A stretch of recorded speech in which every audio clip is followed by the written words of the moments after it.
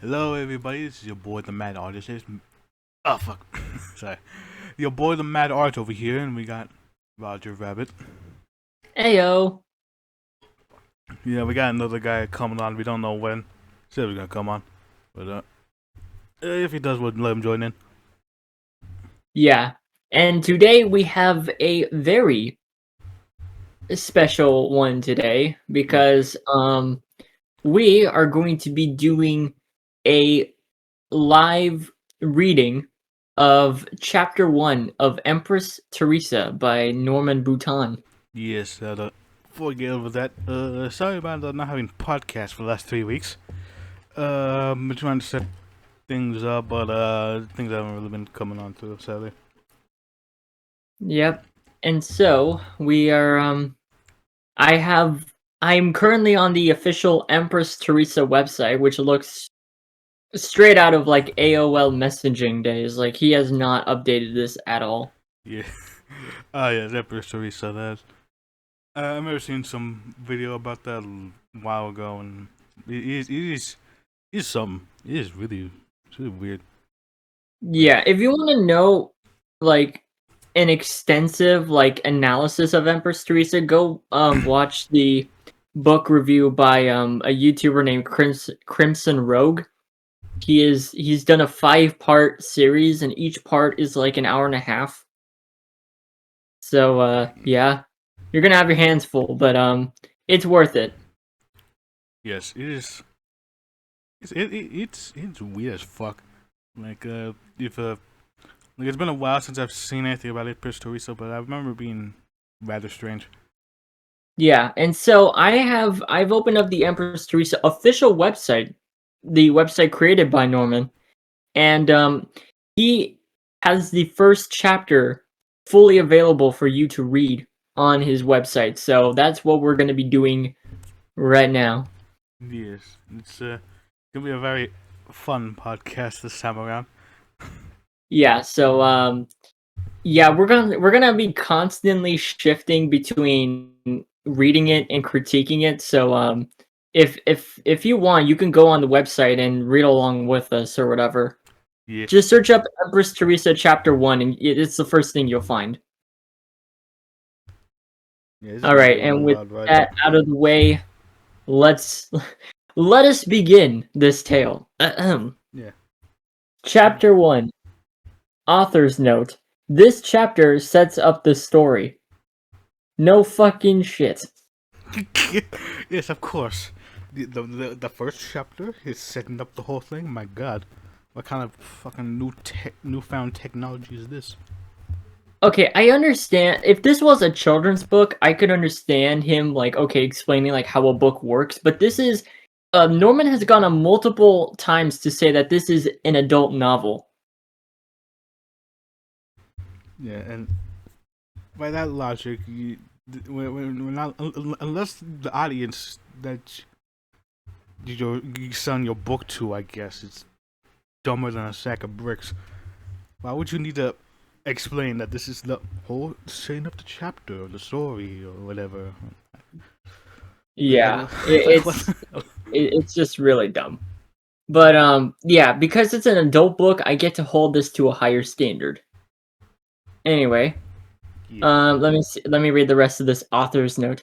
Chapters 2 and 3 will show Teresa's maturation into a teenager and introduce Steve Hartley, who will be critical to the story. Why are you spoiling the book to us? He is. Like, first of all, we don't even know who these characters are, really. I mean, we only know their names. And Yeah, second of Steve. all, I almost read it as Steve Harvey, but no, it's Steve Steve. Hartley. Oh man, Steve. Oh, they got Family Feud up in here. God damn. Wonder how much they had to pay for that. The action will begin in chapter 4. Well, if the action begins there, why are we reading the first 3? So, is this like a prologue to the prologue or some shit? I honestly, I don't Like, know. like how fucking dumb it is. I mean, I know there's like some stories that do that, but like they're actually, not this readily apparent in how they treat their audience. Yeah. Okay, and then he put here in parentheses, it's cliche to put a murder, explosion, or something of that nature on page one to grab the reader. That's called a hook. Yeah, I mean, it's how you get people into your stories. Yeah. I mean, some people might not be into that, but like, if you want to start off your story with like something strong, or like something that you think, oh, this is gonna really grab their attention, then of course that's gonna that's Yeah, gonna you don't need a murder or explosion, but you need something. It's called a hook. yeah. But don't worry, we're gonna get to the hook of this book. All right. And I bet it's gonna be great. Just you wait. Okay, so he put that sentence of to grab the reader, but in Empress Theresa, the characters are the most important element of the story. The eye-popping scenes will take care of themselves later. Well, first of all, no shit, the characters are important to the story. Exactly. I mean, this is a fucking. Oh my god. Yeah, okay, so that was the author's note. Now we're gonna actually begin. So, okay, here we go. Chapter 1. Okay, so you know how he said he didn't like, it's cliche to put something on the first line to grab the reader. So let me read the first line of this book. I'm Theresa, the younger daughter of Edward and Elizabeth Sullivan, and I hope it's not bragging to say I was cute as heck at age 10. Okay. That's the first line. I'm just like, okay. Also, I I like how Teresa says I hope it's not bragging, but like But like, it is bragging. yeah, you're bragging that you're like the cutest thing at age 10. Also, why age 10? That's a very weird specific age, but whatever. Hmm. Yeah, so that was the first line, and immediately I am I am at a loss for words. Yeah, I've like already. It's like, hmm, hmm. Let me read the rest. Okay, let's continue. I was the princess in the Sullivan clan of Framingham, Massachusetts. Because besides being cute, I was a whiz in school and had a good disposition. All the relatives expected great things from me. Okay, I can already see the Mary Sue vibes coming out. Yeah, also like she says she doesn't like to brag or anything, but then like she goes on to brag. Yeah, like I'm a princess. I do good in school. All of my relatives expect something great. Yeah, you could just call this book like Empress Theresa strokes her ego for like 400 pages. Yes, stroking Um that ego. I bet that feels good. Okay, and that was the first paragraph, so let's move on. Nobody could have dreamed of what I would do a few years later, and nobody would have believed if they have been told. Prime Minister Blair said I'd still be remembered in a million years. Did you catch that? Yes, we did catch that, Yes, yes. Teresa. Yeah, we read it. Churchill, Hitler, and Lincoln will be footnotes in dusty history books 1,000 years from now, and nobody remembers Charles Martel, who saved Christianity in Europe by winning the Battle of Tours 1,300 years ago to set up the world as we know it today. But Okay, Prime what? Minister Blair said I'd be remembered for a million years. Okay, first of all, someone's flexing their history. Like, I Yeah, I was mean, gonna say, also, um, that was a very big run on sentence. Jeez. oh yeah, there was no there was no periods there at all. So like, he just went Yeah. on. Also, I don't think it's a good thing to compare yourself to Hitler. Just Yeah, saying. yeah. I mean, Churchill and Lincoln, I can understand that, but Hitler, I mean, unless you feel like, unless you somehow genocided people as well. Also, spoiler, that's not the only time Empress Theresa compares herself to Hitler in this book. Well, okay. Now I'm hooked on that. I want to see what the fuck else she Yeah. compares himself now. Yeah, but I don't know, just something feels wrong about putting Churchill, Hitler, and Lincoln all together. Yeah, it's like one of these things is not like the other, you know. Yeah. Okay, so let me continue on. Mr. Blair is not inclined to exaggerating. I was the last person you would expect to earn that accolade. I'm Yeah, sure you are. yeah. I'm sure it's like it's not like you totally ace those classes. Yeah, not inclined to exaggerating. Okay. I like how she's mentioning a character we haven't met yet. Yes, and there's like Prime Minister Blair. Okay, first of all, Prime Minister Blair. Um, why the fuck would a British Prime Minister be giving praise to someone in Massachusetts? Well, because she must have done something amazing. She must have done Yeah, something world changing. yeah, and it's not explained yet, and who Yeah. knows if it ever will be explained. All we know is that Prime Minister Blair is giving her praise for this, and we're like, okay, what is this praise? How did she earn it? What kind of thing happened? Was it world changing? Yeah. Okay, so let's read on with this. I was a nobody from nowhere. When Yeah, this sure you story are. Yeah. When this story began, I was a little girl who didn't have much of a clue about anything. My job as a kid was to figure out what the heck was going on and what to do about it. It's not easy when you're young and everything is brand new. I mean, childhood is just basically like doing whatever. Okay, like I can understand the part of saying like my job as a kid. Okay, that's weird, but Yeah, it's kind of weird um when they say your job as a kid because if you have a job as a kid, it's technically child labor, and that's not really allowed in most places. no, but like I can understand the part of saying like trying to figure out what's going on, but to say like what to do about it, like I don't Yeah, know, like yeah, that why? sounds like someone being too optimistic or too idealistic. Yeah. Um. It's like when you say when you see something bad, to be like, "Oh, I'm gonna change the world. I'm gonna be like a superhero from the stories and all that." And then by the time you turn the dolly, you realize, "Oh yeah, that's not exactly how that works." Yep. Um. My father once served a tour in the Navy. He said I had to be the captain of my ship, but sometimes the seas would be rough. I'm the captain now. Yeah. I had to learn all I could about the world. I wondered why should I be worrying about it in the fourth grade. I'd soon find out. I mean, you got like a history class in fourth grade, so Yeah, also fantastic foreshadowing, dude. yes, I'll soon find out, of course. I have seen better foreshadowing on the expiration date of my milk carton. Yeah, I think better foreshadowing and crappy fanfics. Yes. Let's see. We're lost in this confusing world unless we follow the directions of its maker. I Uh, did. It's the only thing that got me through.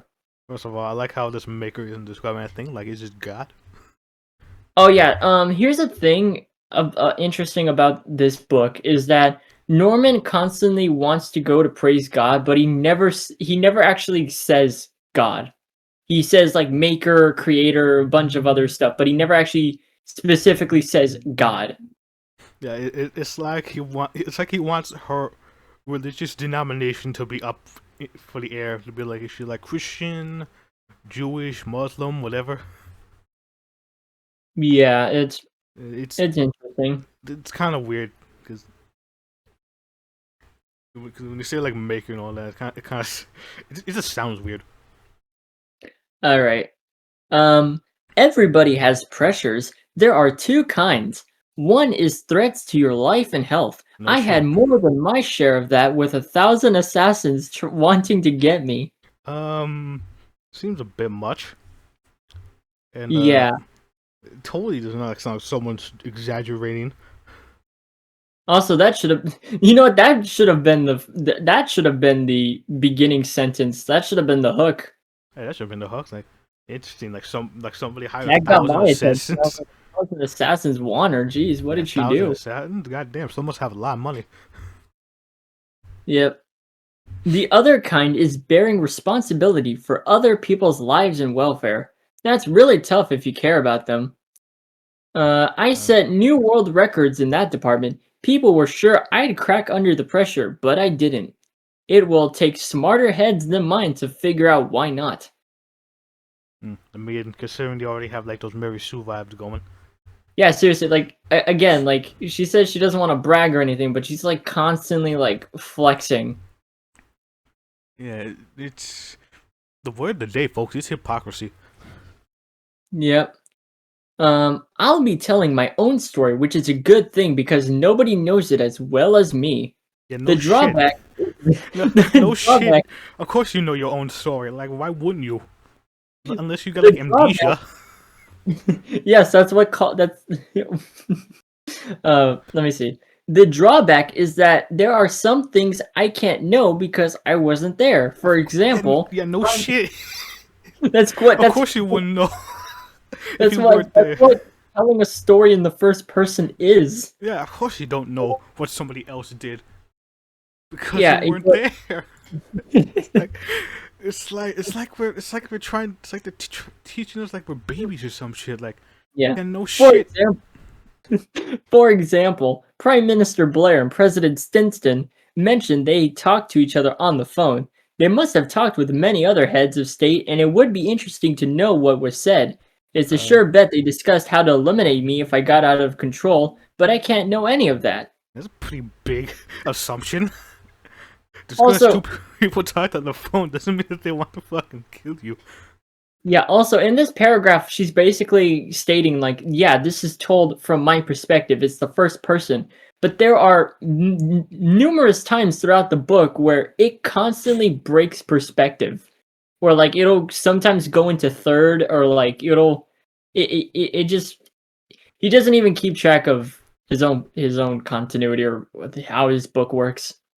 Yeah, I mean, unless like a perspective changes, like I can get perspective changes if it like from chapter to chapter, like one chapter where somebody else's perspective, a chapter where in this perspective, but like in the middle chapter, that's just very confusing. Yeah, like usually books, like what they'll do is like when it moves to a new chapter, they'll put the character, or like they'll have the character say, "Hey, this is me now," or something like that to let you know, okay, we're in this character's perspective. But Empress Teresa doesn't do that. Yeah, of course. Well, why would they do that? I don't know. It says, let me see. It can be frustrating not knowing these things, but remember, you'll learn things in the same sequence I did. Of course, because this is first person, so of Somebody course we'll be. else telling my story could only say what I did in the world. They couldn't get in my head like you will. You'll see what a horrible worldwide mess I had to deal with. So Yes, that's right. is the viewer a character now? Because that's I mean, kind of what's implying. I guess. Well, it's Teresa trying to talk to the reader, but like it's really Yeah, bad. so it's like a very poorly done fourth wall breaking of being like, hey, this story is in first person, so of course you're gonna see things from my perspective. Yeah. As Okay. Let me continue on with this. like as I said before, like no shit. Yeah. Um. Let me see. My story began quietly with no hint of what was coming. We'll see about I that. was home with my I was home with my 17-year-old sister Catherine, who was old enough to be my babysitter. She made it possible for mom to go back to her part-time job without leaving me alone. Okay. Yeah. Catherine hadn't been a whiz in school like me, and she was thinking of going to one of the many trade schools around Boston after high school. Mom and dad said I should go to college. Okay. Yeah. Also, yeah, Teresa has an older sister who honestly I forgot because like she's mentioned here and like one other time in the book, and then she's never heard from again. Of course, because this is Empress Theresa we're talking about. Like it got to the point that like I forgot she had a sister. I thought she was like an only child throughout most of this book. No. Yeah. I guess that's what happens when you forget characters exist. Ooh. Okay, so here's the next part, next paragraph. Uh, oops, before going on, I have to mention an odd incident that happened 6 months before I was born. Okay. Why did Uh you have to structure it like that? like you couldn't have told us earlier or Like, why did Norman have to structure like she forgot to tell this very important thing that's, vital to the story. Instead of Yeah. like he couldn't think of any more natural way to transition. Like, also, you could have just mentioned this earlier. Like, oh yeah, before we really get into it, let's talk about something that happened in a junkyard 6 months before I was born. Yeah. Um, let me continue with this. Okay. Mom was raking leaves in the backyard when she noticed a fox sitting on its haunches 10 feet away. It was staring at her. A metal rake is a good weapon against a creature as small as a fox, and Mom held her ground. After 5 minutes, the fox walked away. This strange event seemed unimportant. My parents forgot about it for 18 years. Okay, now I can begin my story. Yeah. Before we go, what the fuck? What the point was that? Okay, so there was a fox, and then the mom just shoot it away, and then that's it. That's it. And then her parents just forgot about it for 18 years. Okay, but why is this? Why is this relevant? It's reasons, okay? If Empress Theresa says it's important, it's important. Okay, I'll keep that in mind, and then I'll forget about it like 5 minutes later. Yep. Okay, so she put, okay, now I can begin my story. Our house was next to a pond close to the river where all the neighborhood kids spent many happy hours looking for turtles and frogs. I was lounging on the deck reading a book on the school summer list. Catherine was inside reading a magazine. Books. Yep. Taking a momentary break from the book, I noticed a red fox walking along the pond's edge. It disappeared behind a little patch of woods which Dad let grow wild like most of the neighbors. This was very rare. Like which is where the weed growing? No, I think she's talking about like the red fox showing up. Apparently, Uh, it's really rare. oh, well, from the way it was structured, it kind of implies that the wild, um, whatever, was very rare to see, which wouldn't make much sense because the other neighbors had that. So it would be pretty weird if something was Yeah. very rare. It was very common, actually. Well, because in the next sentence, she explains this. She puts like, "This was very rare. Red foxes were never seen in broad daylight during the summer months. It didn't happen." But now it has. Then something really amazing happened. It came out of the woods and walked towards me. I kept still and waited to see how close it came before noticing me. It was 60 feet away, 40, 20. By now it was clear it was looking at me. I considered running into the house, but curiosity won out. You know what they say? Curiosity killed the cat. Yeah. So there was this fox that just walked to you and you're like, cool. Yeah, I mean it's not hostile, but looks can be deceiving.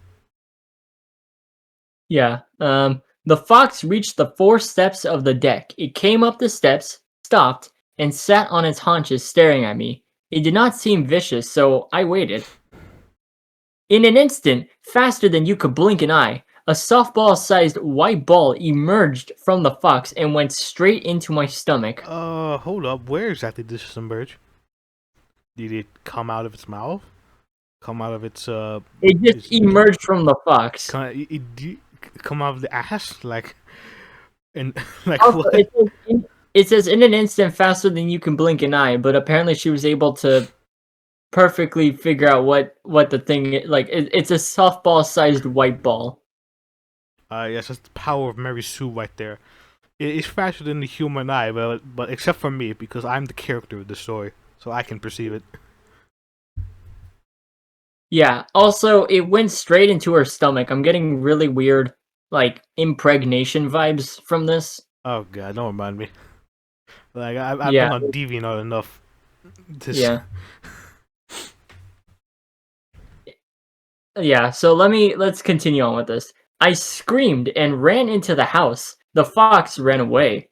I slid the glass deck door closed and locked it just in time to see the fox disappear in the woods. "What did you scream for?" asked Catherine, who had walked into the kitchen. "There was a fox out there." "He won't hurt you," she said and went back to the living room. I stood at the glass Okay. door for 5 minutes Okay, watching that for was very quick. Yeah, that it was just there was a fox. Okay, well you closed the door, so whatever. Yeah, it's Yeah, gone. Yeah, like, I'm not even gonna ask like what happened. Did you get hurt or anything like that? Because that's usually how that goes down. Yeah. I stood at the glass door for 5 minutes watching for anything else that might happen. At last, I thought it was all over. I went into the living room to sit down and think. What was that white thing? I couldn't come up with any theory. It Um, was nothing I had ever seen on those television nature programs. okay. First of all, you said it was a softball-sized white ball, so it technically isn't a thing anymore. Yeah, and then yeah. Let's continue on. Perhaps it was a daydream from not eating enough. Mom had warned me about that. At age 10, I was already conscious of my weight and tried to stay skinny. I should eat something. Yes, anorexia. Cause Yeah. we because I went into the. no, okay, What you finish that. said? Nothing. I went into the kitchen to prepare an early lunch of fried eggs, a strip of bacon, toast, and milk. I gobbled all this down in a couple of minutes and soon felt better. But It was it I, was too little eating after all. Nothing had same. really happened. Yeah, I can sometimes gobble up food in like a couple minutes, especially if I'm really hungry. Yeah. Also, I like how she just put like nothing had really happened, so we just wasted our time, is what she's telling us. Yeah, I mean, I guess the only thing that really happened was I ate breakfast, and then nothing else happened. Yeah. Satisfied, I walked back into the living room to find something else to do. I turned on the television and watched the late morning talk shows for a while. I heard fire trucks in the distance blaring their deep toned sirens. These trucks could be heard from a mile away. They were coming closer and closer. Soon the sound made it obvious they were in the vicinity of our street. My intuition told me this had something to do with the white thing that jumped at me. Um, It could just be that there's a fire going on, or yeah, I mean, I someone. don't know. I mean, how did they know that a white thing jumped into you from a fox? It's like the fucking Men in Black are watching you. Like, what the fuck? Yeah, they're gonna pull out the pens and they're gonna flash, and then she'll forget everything. Yes, and this whole story will be a complete waste of our time. Yeah. I went out the front door and waited on the lawn. The sirens were very close, and yes, there they were, turning into the street, a tanker truck and a small ladder truck. The two vehicles went halfway down the street and stopped. Already, people were coming out of the houses to watch the excitement. The the yellow fire engines had loudspeakers that sent out vocal messages, loud enough to rattle windows. A conversation was going on between the firemen and the station. What do you have? 150 degrees here, a fireman shouted. It's 70 here. Yup, we have something. What? What is this something? So like, I don't think Norman knows how firemen work, because like they don't just go out of their way to measure temperature. Yeah, they do a lot more than that. They make sure there's a fire going on, see if anybody's injured, call Yeah, the but like ambulance. I don't think they measured temperature. I think that's a meteorologist's job, right? Or like someone who keeps track of the weather. Like that's their job. Yeah, and firefighters are supposed to be like, ship it burning. We gotta put it out. Oh, there's people and we gotta save them. Shit like that. Yeah, it says a crowd of neighbors was gathering near the confused firemen. I walked over to join the onlookers. What's going on? I asked one of my girlfriends. They're looking for a fire, the girl's father said. The temperature jumped up in a few minutes. Somebody called the fire department. It was hot. It was nice a little while ago. I thought it over. A fox appears at daylight, which never happens. It comes up practically to my feet. The white thing jumps into me, and the firemen look for a fire that doesn't exist. All this happened within an hour. There had to be a connection. It could just be a series of coincidences. You never know.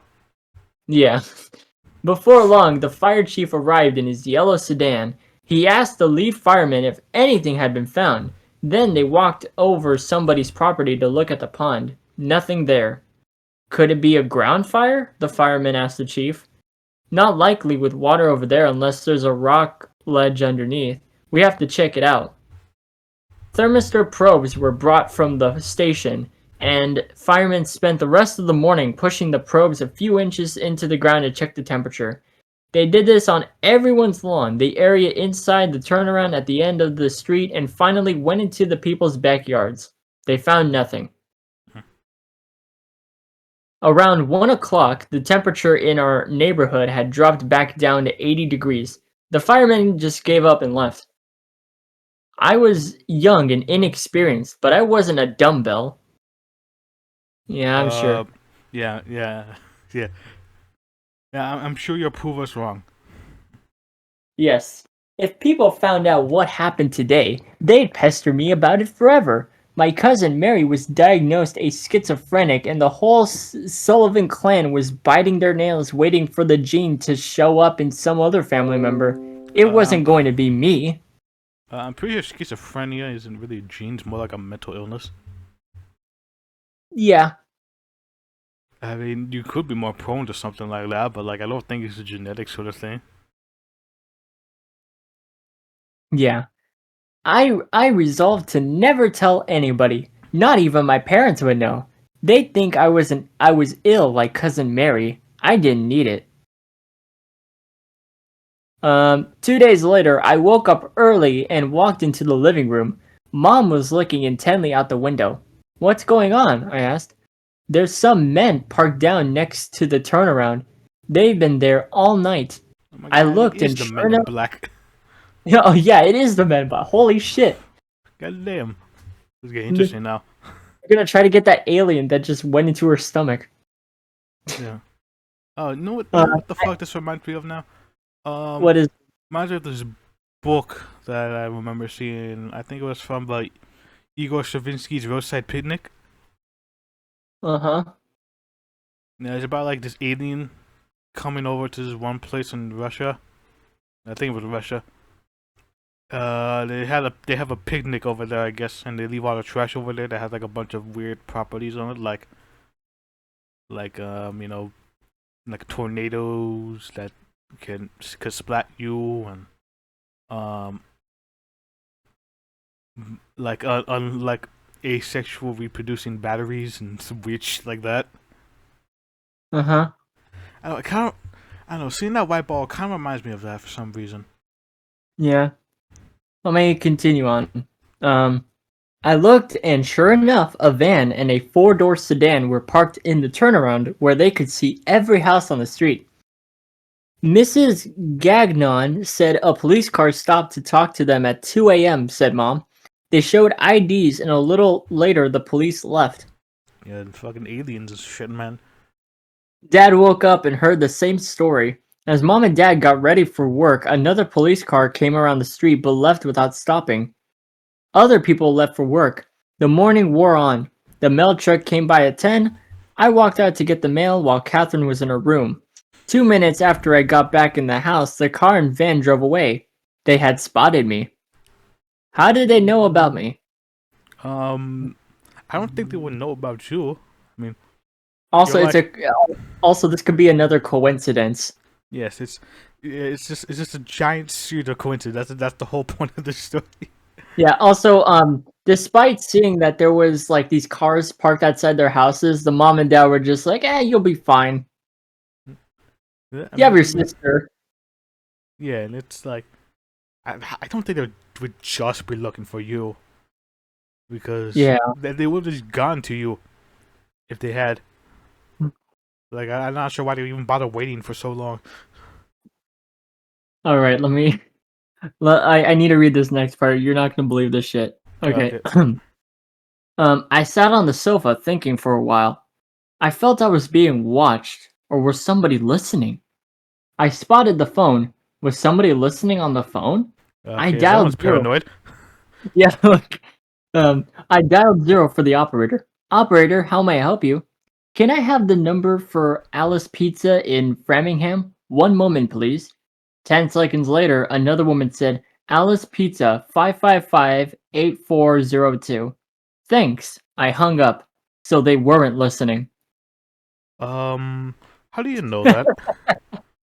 First of all, now I want pizza. Second of all, how the hell do you know that?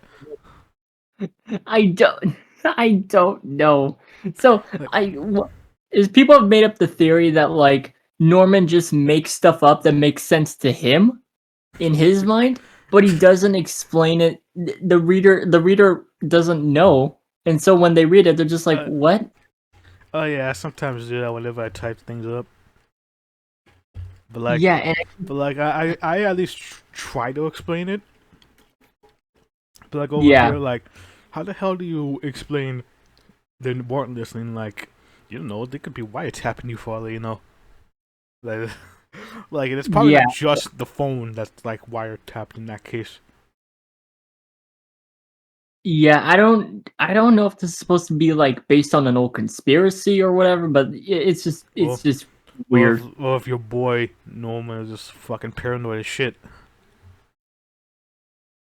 Yep. Let's see. The weekend arrived. Mom and I went to Boston to shop in the Washington Street shopping district. We drove down to the Boston Commons underground parking garage. I thought I saw some car coming right behind us and parked close to our car. We got to the surface and a man followed us. We went to the Barnes& and Noble bookstore first because if we bought something, it would be small and easy to carry the rest of the day. All right. I Yeah, looked okay. through the I looked through the books on sale and thought I saw a different man watching me. Jesus Barnes& and Christ. Noble had 2 floors. And then I thought I was a bit paranoid at times. Holy shit. "I'm going upstairs, Mom," I said. There was an escalator to the second floor. I went along the wall, stopping now and then, pretending to look at books, and that same man from downstairs always seemed to be close to me. He was spying on me. Later, we went to McDonald's, and I spotted another man who walked behind us into the Jesus restaurant. He was Christ. God, Jesus Christ. Not every stranger is stalking you, Teresa. God damn, and I know people have bad paranoia, but holy shit, god damn, this you're gonna end up like a Okay. you're gonna end up a fucking recluse at that rate. Yep. Oh man. He was there as long as we were, and after we left, I looked back and he was coming out too.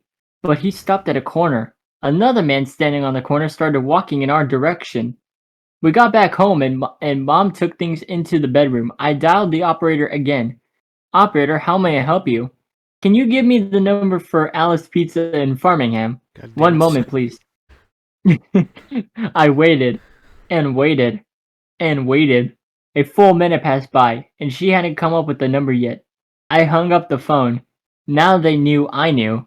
Damn it, now we don't have pizza. Yeah. Also, I guess them answering means you're being stalked now, I guess. Cool. Yeah, I don't know what the fuck kind of conspiracy Maybe they theory just this Norman guy has, but goddamn. yeah, but maybe the pizza place is busy, they can't get in contact. I don't know. Yeah, no, there might be a busy day today or something. Yeah. While I was young, I had some feeble ideas of what this all meant.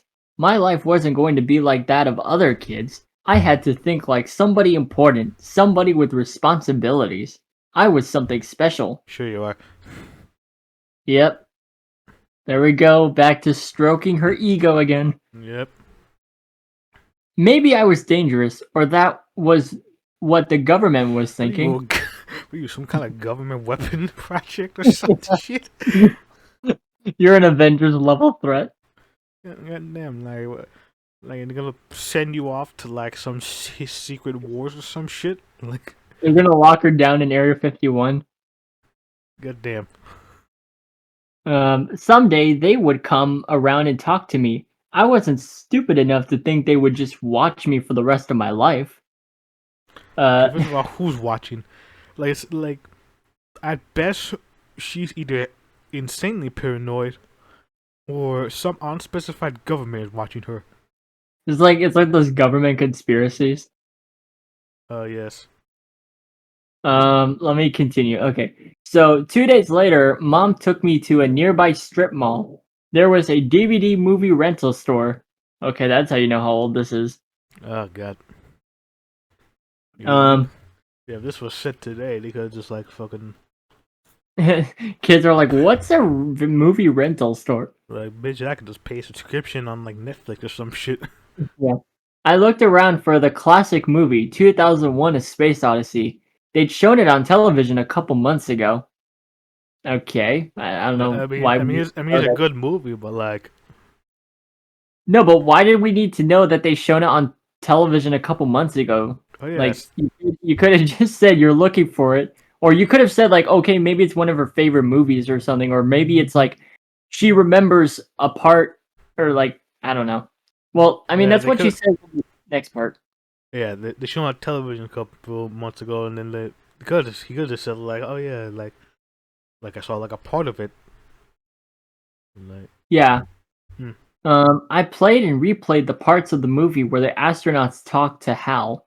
The most chilling scene was when astronaut Dave Bowman left the spaceship in a pod to retrieve the body of his dead astronaut partner drifting through space. When he flew back to the spaceship, he said one of Hollywood's most famous lines, "Open the pod bay doors, Hal." But the spaceship's computer Hal wouldn't open the door. It was a creepy scene. Okay, why do we need to know about this? I mean, Yeah. like when we're reading a story about Teresa, we're not like reading something about 2001: Space Odyssey. I mean, Yeah, I know it's a good very movie, important. but like, Yeah, it's a good is movie. it really relevant to the story that it's in? Well, it's because later on they named the alien Hal, but we'll get to that. Oh, spoiler alert. I know, I'm sorry, but like I'm trying to make sense of this story, but I can't. Yeah, it's like when like how far are we into chapter one? I don't I actually uh I think we're almost like halfway there. I think. I'm not Yeah, sure. like we're about halfway there, and like the most that we can get from this story is that our characters are very paranoid and there's government conspiracy afoot. Yeah. Okay. So let's continue with this so we can get we can get through this. Um, the summer days rolled by. I saw the watchers following me everywhere. Mom did most of her grocery shopping on Saturday, and I usually went with her because Catherine wandered off with her friends. While Mom was talking to the meat counter clerk, I went down the breakfast cereal aisle and to choose something. Hi, Theresa. Some woman I didn't know was standing next to me. She looked to be in her early 20s and had a friendly smile. Hi, I said with a young kid's taciturnity. A Whatever. tack attorney, as I say. Yeah. Do you have a cell phone? Yeah. Call me when you're alone. She handed me a piece of paper with a phone number. Very sus. Is stranger danger not a thing in this world? Yeah, man. A, a stranger would be like, "Hey, do you have a cell phone?" You're like, "Yeah," and be like, "Call me when you're alone." Also, she It's like, never questioned how the woman knew her name. "Oh yeah," like I would have been like, "Wait, how do you know my name? I never told you about that." I mean, unless it just slipped by her mind, which is possible. But like, you're supposed to be like this, you know, fucking class ace or some shit. Yeah. Like, Let me read fucking, the let me continue on this. The woman knew that I knew about my watchers. I had often stared at them. So this woman that's not also creepy at knew. all. Yeah. So this woman also knew. I had to think she was one of them, and I had to be curious enough to talk to her. Hey, When we got back she home, could I went. just be a pedophile. Who knows? I mean, yeah, it could be a creepy stalker. It doesn't have Yeah, to work for the guy. Whatever. like It's why? Like that seems to be a recurring thing. Like every time somebody stalks me, they must be working for the government. Like, yeah. like how When we got back paranoid home, is this woman? yeah. When we got back home, I went to my room and called the number. My curiosity about the watches overcame my wish to keep Hal's secret. I wanted to know how they knew about me. The woman answered. Her spies must have told her I was home. Oh my god! No. Maybe. She could have. Why would she know that you're home? She could have just she could have just been holding out her phone and just waited for you to call her. Yeah, or she could have had like fucking Google Maps or some shit. Like God, like what is with fucking government agencies and spies and shit like this? Like, what kind of fucking conspiracy theory are we seeing here? Yeah. Okay, here we go. Her spies must have told her I was home. Hi, said the cheerful woman. I'm Jan Struthers from the United States government. Are you alone? Yeah, are you? You know I'm not. There are 60 people with me in this room. Can we talk? You could be bullshitting. Yeah, also 60 people? Holy Six like how people in one room, I like to imagine that they're just like cramped up in one tiny room. they would have been making a lot of noise. But Yeah. like, if either they're very quiet or she is lying through her teeth. My childhood was over. All I wanted was an ordinary life like everybody else. It looked like I wouldn't get it. You're Mary Sue. You can't have an ordinary life. Also, I thought whatever. Okay, let's just keep going. About what? About your little secret. We know it. I thought about that. Everybody had secrets. Talking to this woman wouldn't be admitting mine. Something Um, happened to you to make those fire trucks come over to the neighborhood. You were giving off a lot of heat. We know you were because we saw it all around you. What happened before the fire trucks came? God, this is so fucking confusing. So she was giving off the heat spike. But like, they went over the backyards and like, Yeah, if they were tracking the heat, wouldn't they go to her and be like, "Oh wait, it's coming from her." yeah, but we never saw that. So Uh, I think the person's bullshitting just for the fun of it. Like this whole story is just occurring in my Teresa's head, and she's just hallucinating everything. yeah, let's let's keep going. Yeah, I don't yeah, have to that's tell my you. theory that I have now. Yep. I don't have to tell you anything, do I? Jan Struthers maintained her friendly attitude. No, you don't.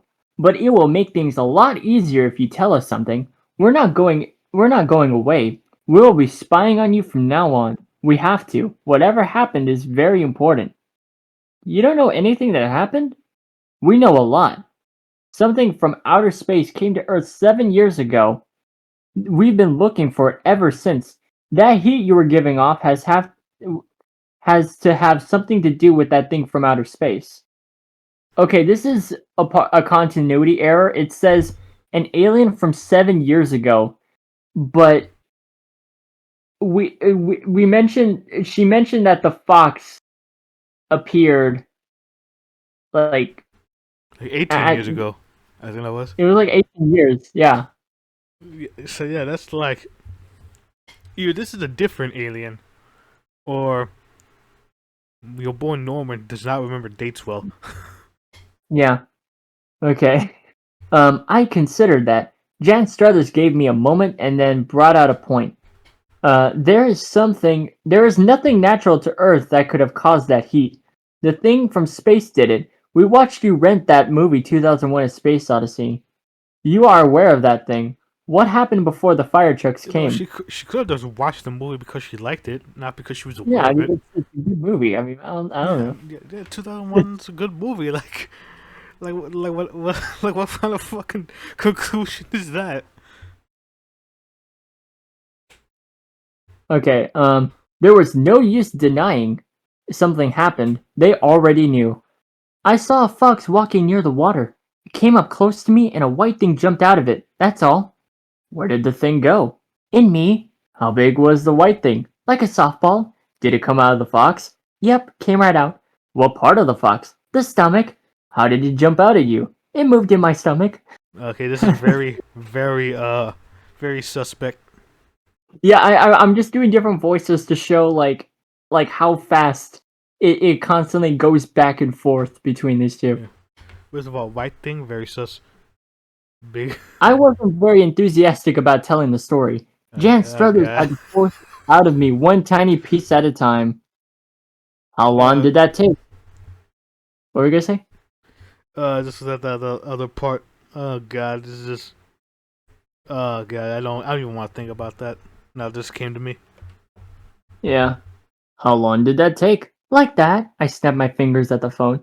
Did you feel anything? Nope. Did this white ball look solid like a steel ball? Nope. Fuzzy like cotton. What happened then? I ran into the house and waited. Then I ate breakfast. I thought I was going crazy. You are How crazy. long? Yeah. How long after the white ball jumped at you did the fire trucks come? Half an hour. Did the white thing come? Did the white thing change you in any way? No. Does it make sounds or talk to you? No. Have you seen it again? No. It's like, it's The like it went away. the white thing. It sounds like it sounds like somebody's talking like they don't know what sex is, Yeah. and they're just discovering what it is, and be like, what is that white thing? No. And it, oh god, it sounds so weird. Holy No, but I'm shit! just wait. Just wait. I'm gonna read the upcoming line. Let me see. Like, no, it's like it went away. Have you been eating lately? Like I always do. Jan took a break to think what else she should ask. This was the most important interview since Moses came down the mountain. What? Oh. What? um, I don't remember that from the fucking Bible. This bickering back and forth is more important than Moses coming down the mountain. Oh yeah, like wasn't the whole point of Moses coming down the mountain because he just got the 10 Commandments from God? Exactly. Like, like how is, like how the This fuck are those two things related? lame back and forth banter is apparently more important than that. More important than when humanity discovered one of several gods. Yep. Okay, let's continue. God, this story is so fucking stupid.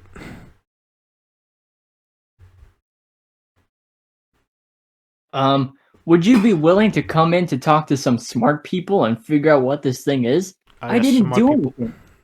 Yeah, I didn't do Like, anything. when I come and talk to some smart people, like, what the Yeah, fuck kind of, what the fuck kind of sentence is that? yeah, I don't know. I didn't do anything. All right. She dropped the line immediately. You rented 2001: A Space Odyssey. What did it show you? It showed me don't talk to this thing. It's like talking to the devil. Do you have a name for it? How? Like the computer. The monolith was the alien, not the computer. The monolith didn't talk. Does Hal talk? No. It's a good Uh, idea not to try to talk to it. Don't stir it up. What is Hal? We don't know. We saw it 7 years ago, but haven't seen or heard about it since. okay, You're I'm the only fucking one. lost now. I'm lost. Like, what the fuck has happened? So they're trying to discuss, like, she named the white ball thing inside her Hal. Like without any like flair or anything, like just straight up. Oh, it's how now. Yeah. Yeah. Does it come from space? Does it come from space? Probably, but that may not be bad. This thing may never Um. do anything. Yeah. Foreign bacteria. That could happen. Yeah. Um. I I think that covers everything. I have to emphasize how important it is to tell nobody about this. Don't give a hint to anybody. If you talk to somebody, they will too, and you will never be able to live the life you want. No college, no job, no marriage, no friends. You'll have to stay at home all the time. This is the last thing we want. A lot of people are trying to keep this Oh, secret. so basically house arrest. Yep. What if one of my watchers talks? Most of our people don't know why they're watching you. Only the people at the top know. I'm one of the few people who knows you give off heat. Without knowing that, nobody can prove you have anything to do with Hal. That's the biggest secret. Without knowing about the heat, they can't spot you or suspect anything. So all these people that are stalking her are not given a reason as to why they're stalking her. Like it's just Yeah. like stalk this So person. so Okay. yeah. So they're just told, oh yeah, just stalk the person, make her paranoid as hell. But we're not gonna tell you why we want you to do that. Yep. You see, it's a secret. Yep, exactly. And then, okay, let's continue. Don't those 60 people know about me? Very good, Theresa. I'm impressed. These people are top ranking officials from the Defense Intelligence Agency. Why are you impressed that you told her that 60 people are in the room with you? So, like, yeah, they know because you were just talking to her about Yeah, it. I was thinking she was being sarcastic.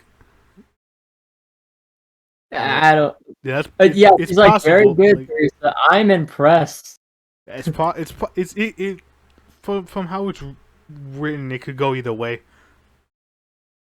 Yeah, like I hope it's sarcasm and not like she's actually impressed that she figured that I mean, out. I would be sarcastic to this woman because goddamn, this she Yeah. sounds like a fucking crazy person.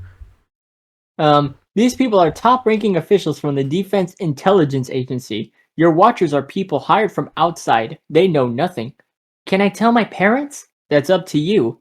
But remember, if you can't keep it a secret, why should your parents? Your mother will want to share with Aunt Jessica. Then Aunt Jessica will want to share with Uncle John. Before you know it, 10,000 reporters will be parked in front of your house for the rest of your life.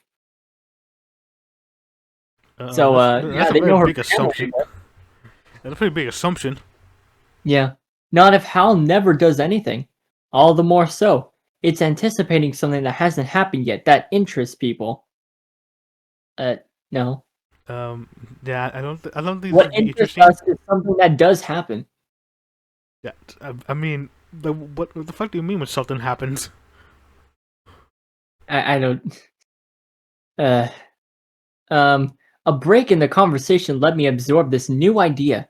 This was heavy stuff for a 10-year-old to think about. Oh, yeah, Uh, she's 10. yeah, I she's forgot she's 10, still 10 so now. sure that could have been a fucking pedophile. Holy shit! Yeah, because, like, this random woman went to a 10-year-old and gave her a phone number. Yeah, and tell them, oh, you're calling with your alone. Like, like that. So many bad things could have happened, man. Like, Something else had made me wonder, why is the operator one of you guys?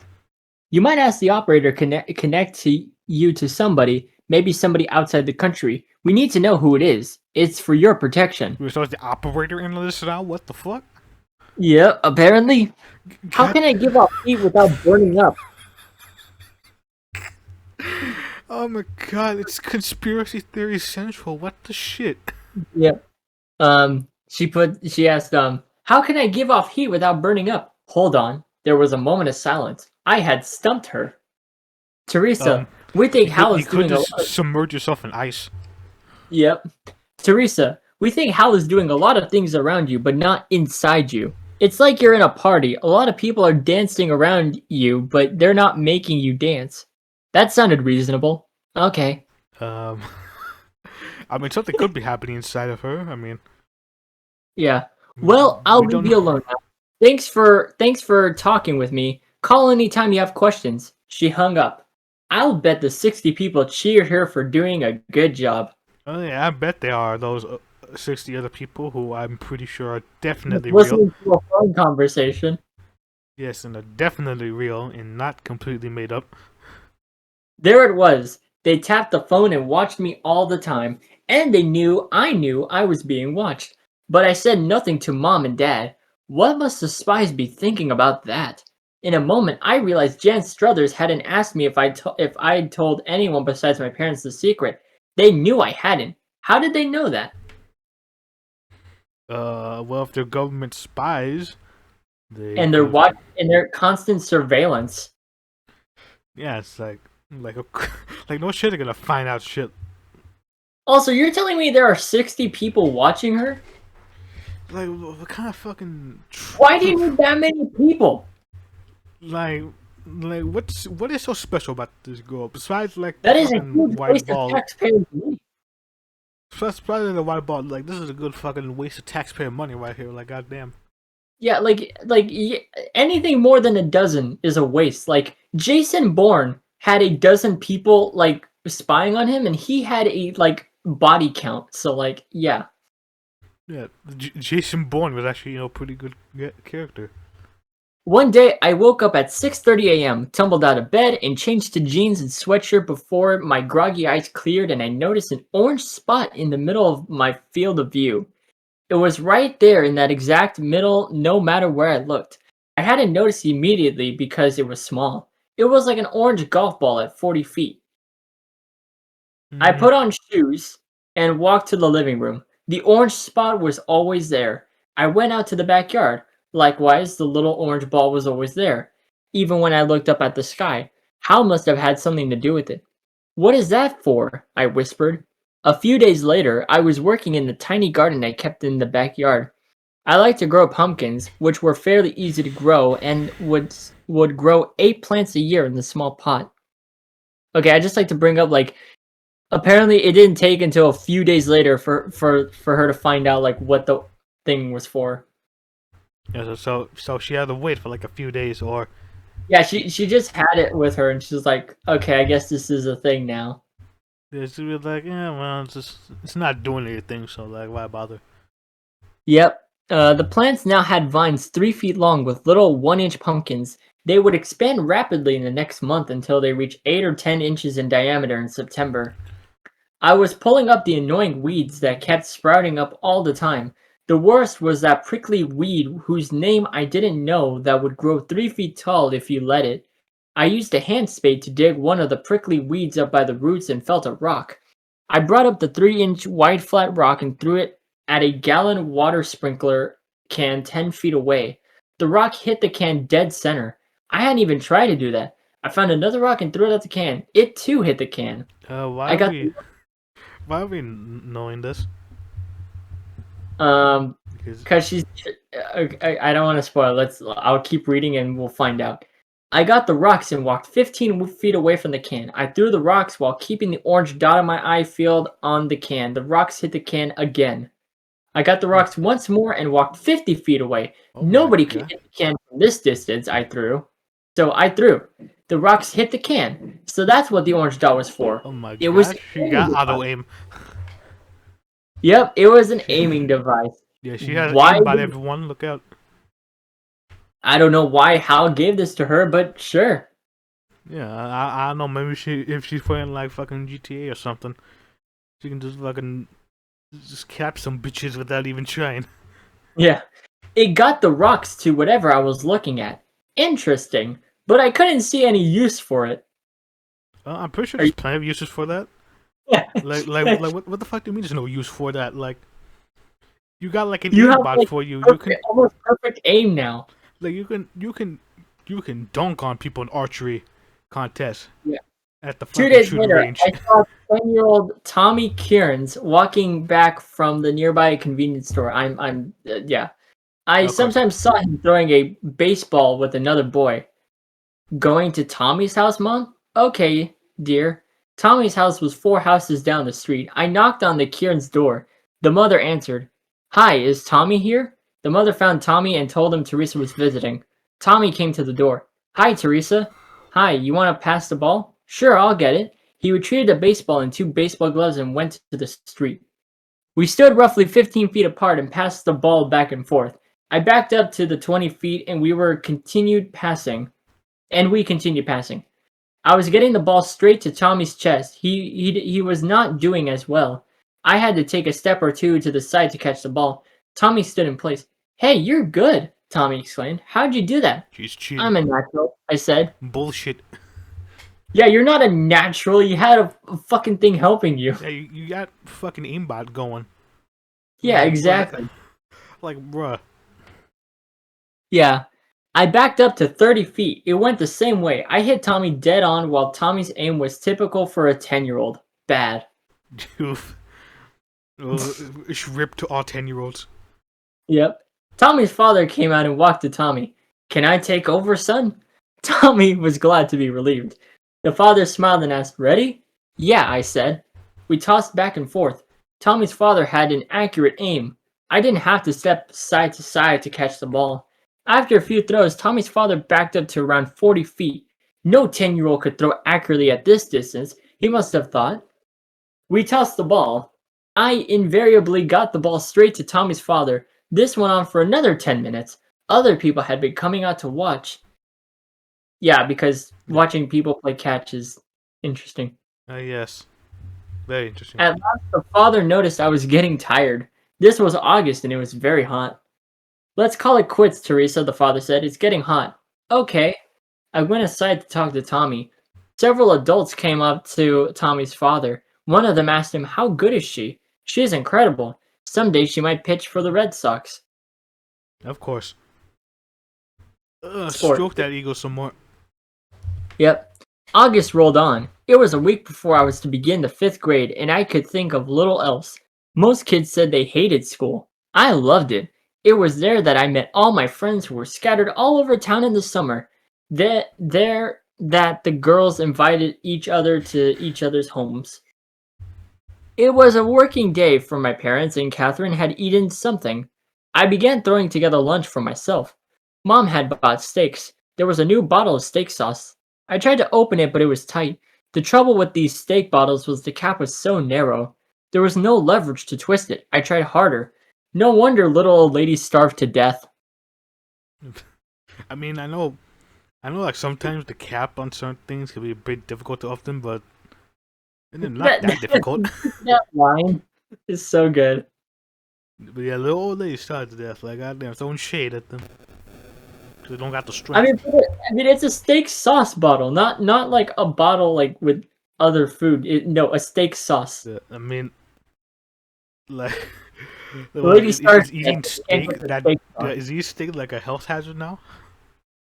No, it's because they can't open that steak sauce. That's why they die. Oh, they can just have it without the sauce. Apparently not. Oh yes. A little more effort, and the bottle broke. Steak sauce spilled onto the counter. The steak sauce bottle had particularly thick glass and should be unbreakable. Bullshit. I cleaned up the mess and put away the rest of the food. I wanted to think.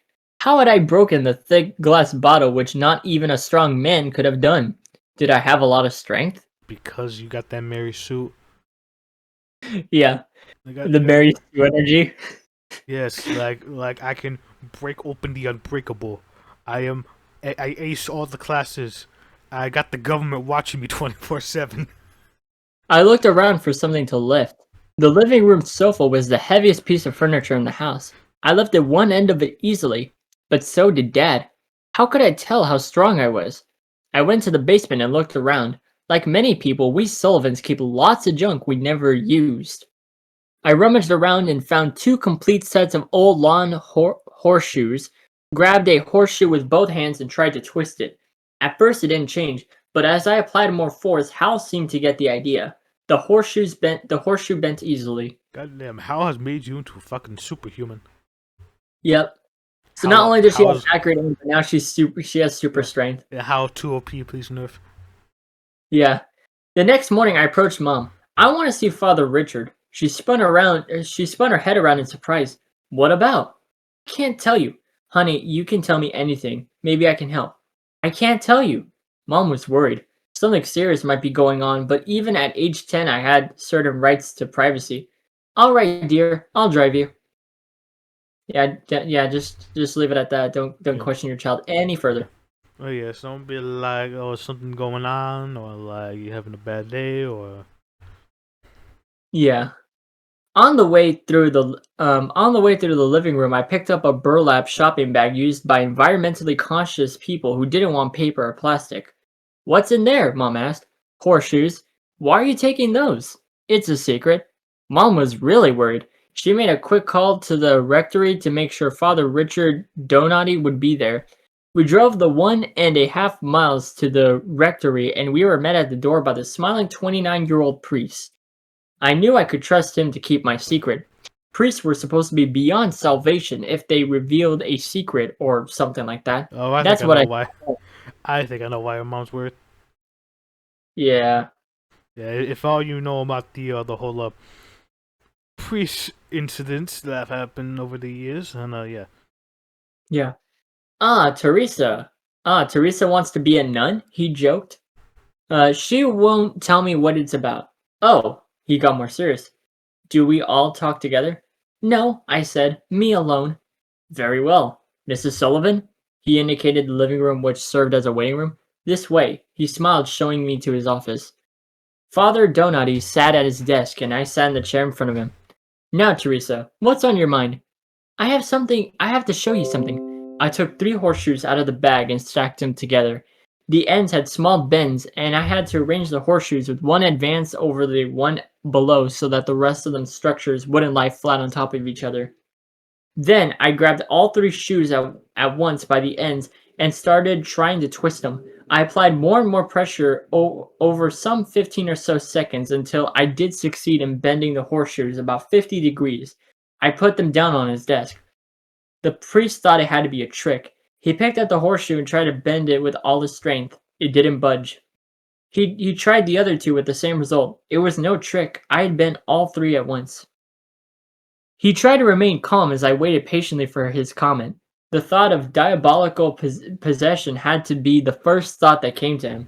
Possession was often manifested by super strength. Of course. Yes, demons. Yeah. He managed to say, "How did you do that? I have something from space. The government knows about it. They want me all the time. They followed me. I saw them." When? I like how he doesn't even go like, "The hell are you talking about?" He just goes like, Yeah. like if somebody told me that, if a 10-year-old told me that, I'd be like, "The fuck Bro. are you on?" Yeah. I think you've been watching one too many movies. I think you need to, yeah. Yeah. Um, when? When we came here, Mom doesn't know. They followed you here? Yeah, they're in the green car. I pointed in the direction of the parking lot. He got up to look out the window at the small parking lot. There was a green car out there, a four-door sedan. Instead of driving into the parking space as everybody did, they had backed up so that the two men inside could watch the rectory. There was a blue car next to it similarly backed in to watch the rectory. This car had a male driver and a female passenger. Can you wait here a minute, Theresa? Yeah.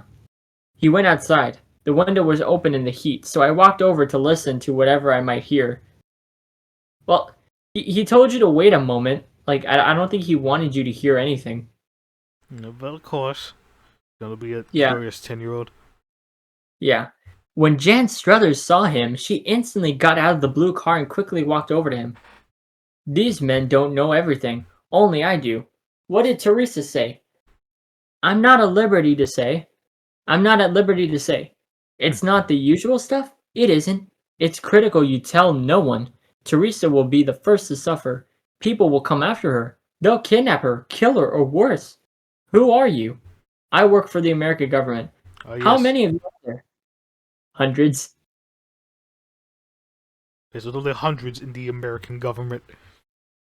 I think it's like more like thousands. Ah, yes. Not here. There's only hundreds. Yeah, how many of you are there? Hundreds. That's a lot of people.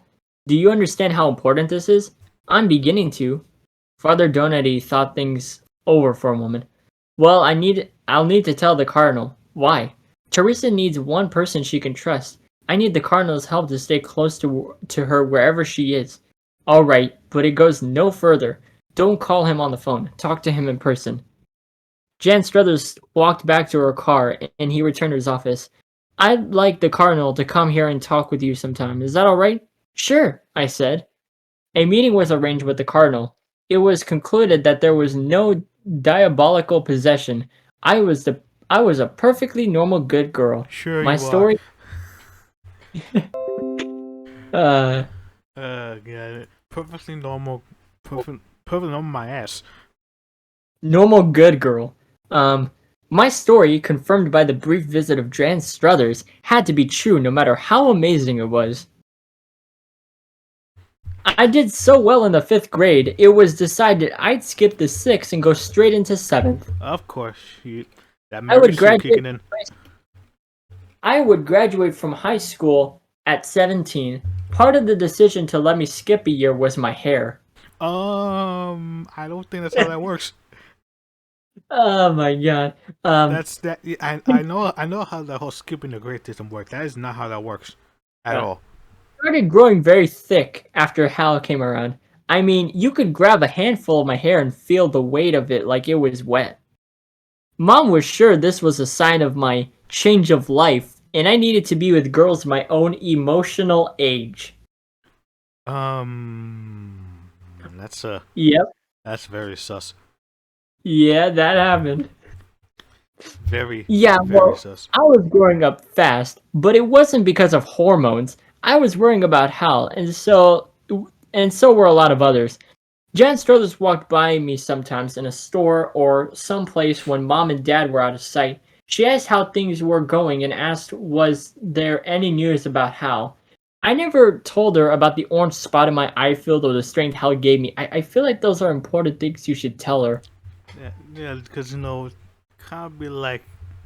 Kind of like becoming superhuman. Yeah, like I mean, she's here because she's trying to track the unnatural things happening. So, like, wouldn't you want to tell her the unnatural things happening? Yeah, like how the government watch me 24/7. Also, if they're watching her 24/7, then they should know that, she's doing this crazy stuff, right? Or I don't know. Either that, they're very lazy. Yeah, they just lie. Yes, they'd be like, oh yeah, we saw that totally. They did not fall asleep Um, during that. they'd haul me off to some laboratory. One time I asked her how many people were watching me. 400, she said. Oh my! Why would 400 people need to watch you? Why are we wasting this much money on 400 people watching a girl? Yeah, your tax dollars are work, folk. like, It takes that many people. Okay, this is what he puts next. It takes that many people to watch somebody 24 hours a day without being noticed. I'm pretty sure I would have noticed if 400 people were watching me. It would be easier if I lived in an Iowa farmhouse. They could keep an eye on me from a distance. But when Mom and I went into Boston, 150 watchers had to spread out to keep an eye on me. It would be just as bad when I went to high school and moved around a lot. Jan said, I suggest we just give you $10 million if you promise to stay home. They turned it down. They were right. I wouldn't stay home. Ooh. And that's it. That's the first chapter. Yep. And oh yeah, there's the 4 cornerstones of Theresa's philosophy. Oh yeah, we're lost in this confused. He literally just quotes the literal book. Like it's a fucking Bible. What the shit?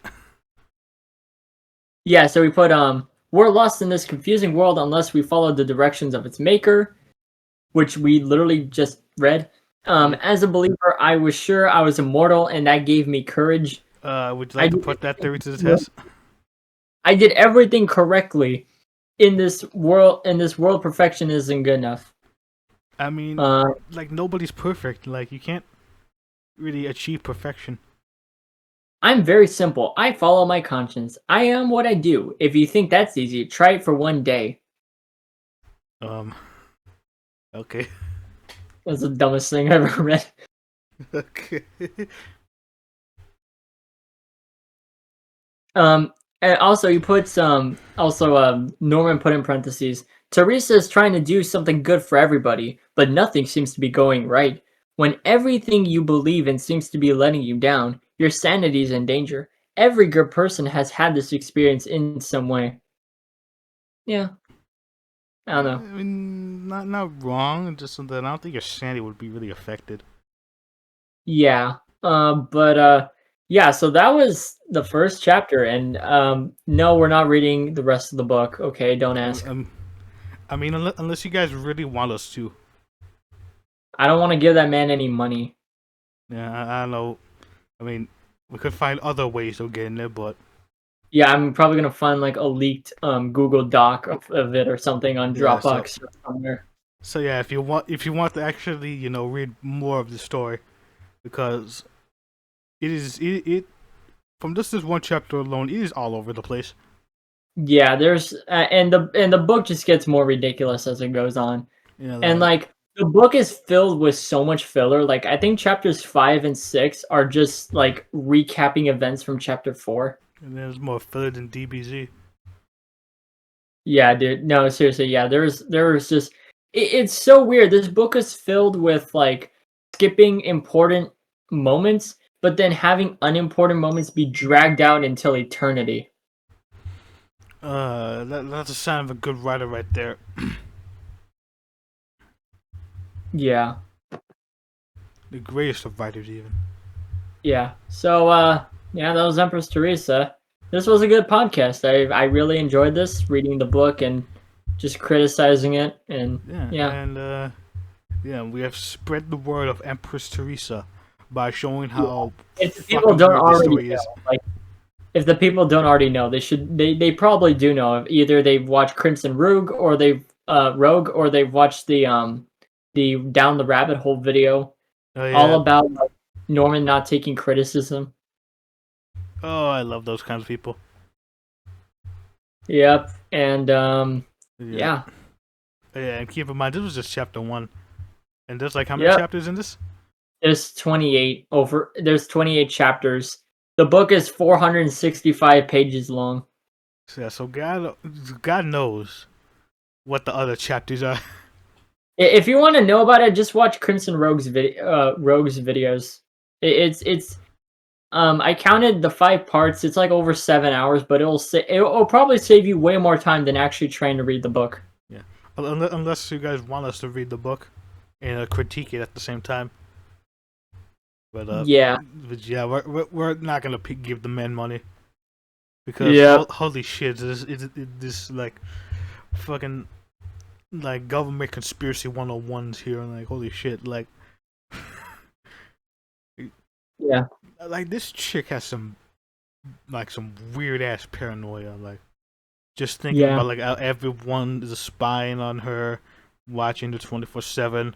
Like 60 people in one room with that one phone call that could have been like a pedophile because she was 10. That girl was clearly way older, and she told her, "Oh yeah, you got a phone? Well, call me when you're alone." Like that's totally not setting up something bad. yeah. So yeah, that's it for today. Hope you've enjoyed this.